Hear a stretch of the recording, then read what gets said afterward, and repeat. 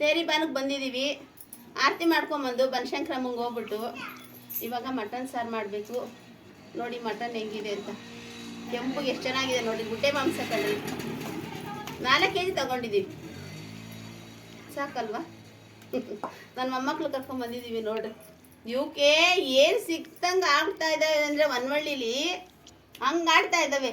ಏನಕ್ಕೆ ಬಂದಿದ್ದೀರ ನೀವು ವನವಳ್ಳಿಗೆ? ನೋಡಿ ಆಟ ಆಡೋಕ್ಕೆ ಅಂತಲೇ ಬಂದಿದ್ದಾರಂತೆ. ಸರಿ, ಟೈಮ್ ಆಗಿದೆ. ಇವಾಗ ಮಟನ್ ಸಾಂಬಾರು ಮಾಡಬೇಕು, ಅಡುಗೆ ಮಾಡಬೇಕು, ಮತ್ತು ಎಡೆ ತಗೊಂಡು ಹೋಗಬೇಕು. ಮತ್ತು ದೇವಸ್ಥಾನದಲ್ಲಿ ನನ್ನ ಒಬ್ಬರು ಗುರ್ತಿಸಿದ್ರು, ಸುಮಾ ಅವ್ರ ಹೆಸರು. Thank you Suma. ಓಕೆ, ಅಡುಗೆ ಮಾಡೋಣ. ನನ್ನ ಮೊಮ್ಮಕ್ಳಿಗಂತೂ ಬಿಡಿ ಹೆಂಗೆ ಆಡ್ತಾ ಇದ್ದಾವೆ ಅಂದರೆ ಹಂಗೆ ಆಡ್ತಾ ಇದ್ದಾವೆ. ಅವಕ್ಕೆ ಏನು ಸಿಕ್ಕೈತೆ ಏನೋ ಗೊತ್ತಿಲ್ಲ, ಹಂಗೆ ಆಡ್ತಾ ಇದ್ದಾವೆ. ಅಲ್ಲಿ ಬೆಂಗಳೂರಲ್ಲಿಂದ ಕೂಡ ಹಾಕೊಂಡ್ಬಿಡ್ತೀವಿ ನಾವು, ಮನೆ ಒಳಗಡೆ ಆಚೆ ಎಲ್ಲೂ ಬಿಡಲ್ಲ.